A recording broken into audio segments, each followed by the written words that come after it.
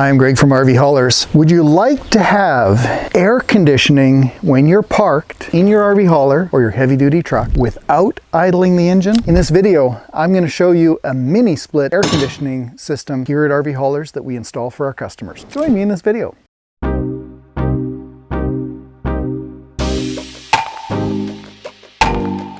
Well, we've got air conditioning inside these trucks. However, the air conditioning from the factory only works when the engine is idling. Now, we've got locations now, states and provinces, which do not allow idle our trucks any longer. So if we're using our RV hauler perhaps as a mini motorhome, right? We've certainly got air conditioning in our large fivers and our fifth wheels in our RVs. But when we set up home base, many times we want to perhaps take this rig as a mini motorhome itself, and we want to be comfortable if we're going for a few days. Or a lot of my customers love to use their RV hauler as a guest house where they might have grandkids or family come and visit them, and of course there's two beds in there, so it's a really comfortable space, but we want to keep them climate comfortable as well. Or another solution I hear, or a challenge I hear about all the time, is people are traveling with pets and we're stopping for lunch or stopping at a rest stop. We want to turn off the truck and perhaps we want to go into the washroom or we want to go grab some lunch, and we want to make sure that our pets are safe as well. So being able to have a cool climate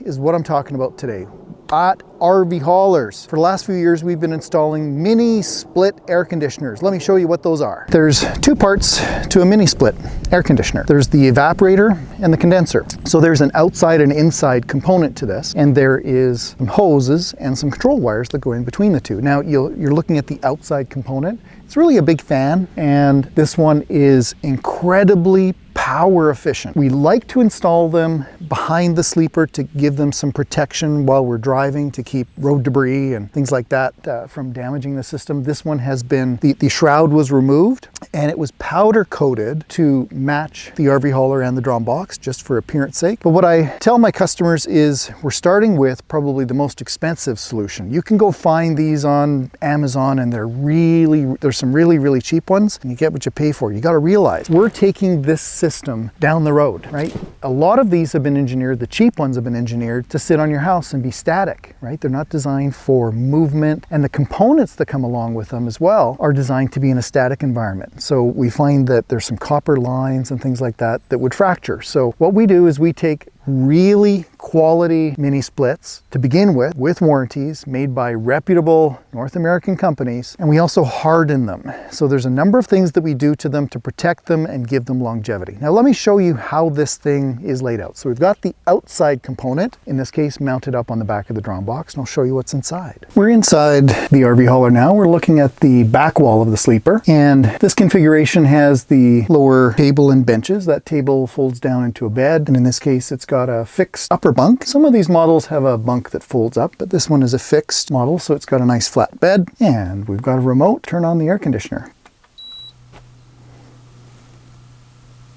So you can see the louver has opened and the fan is now running. Give that a listen. So my microphone is right here below my chin. To give you an idea of the sound or the noise level of this, my microphone is right here just below my chin, and I'm going to turn towards the fan. You can see the fan is running. You can see the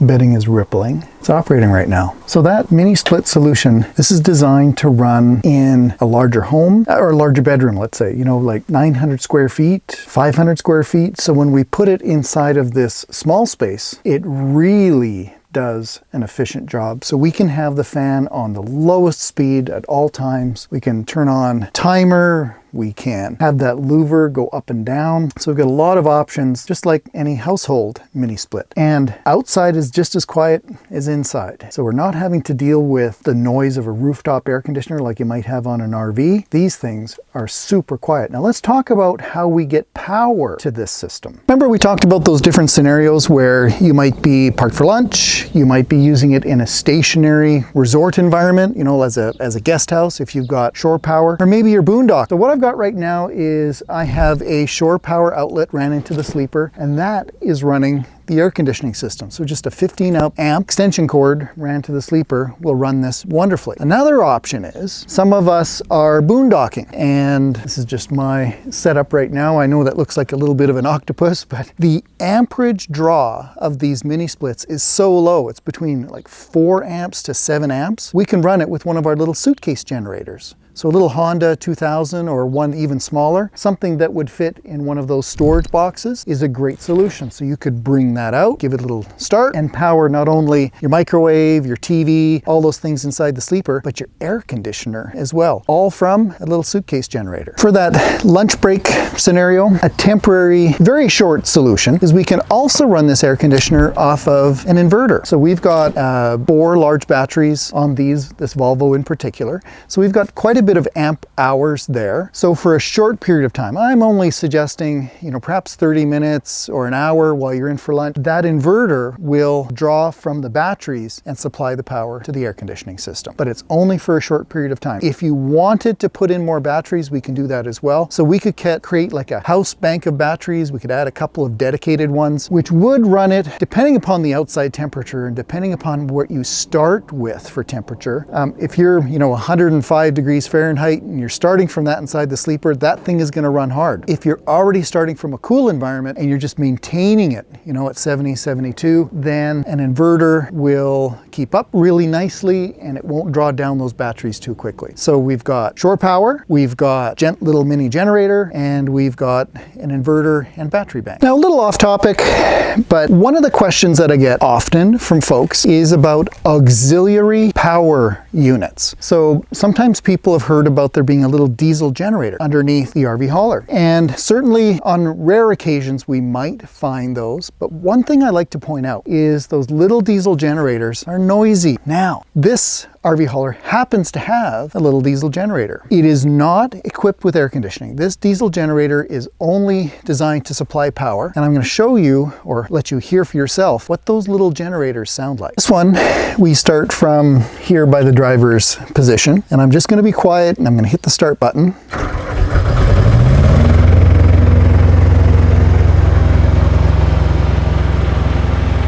What I'll do is I'll step away a few feet. So there I am at the back. You can imagine if you've got guests or if you're trying to sleep inside that sleeper and you're not used to this, having that diesel generator right underneath your bed, maybe not the sound you want to listen to all night. Now, truckers, commercial, professional drivers, they get used to that, right? But to us, it's a little loud. If you have questions, I've kind of rambled on a little while here talking about air conditioning in general. If you'd like to learn more about our RV haulers, please explore my channel. The other invitation I have for you is it's folks that watch the channel that tell me what kind of content they would like to see in the future. So if you have questions, if you'd like to see some other topics covered, please put your comments down below and let me know what you think. I want to talk about what we can take on the back of RV haulers, how long we can make beds, all kinds of things are options here at RV haulers. I'm Greg. I'm the guy that answers the phone. I'm the person that learns from my customers what they would like to achieve or what their mission profiles are with their RV haulers. Give me a call. I'd like to hear from you. Thanks for watching my video, and please stay safe and drive safe.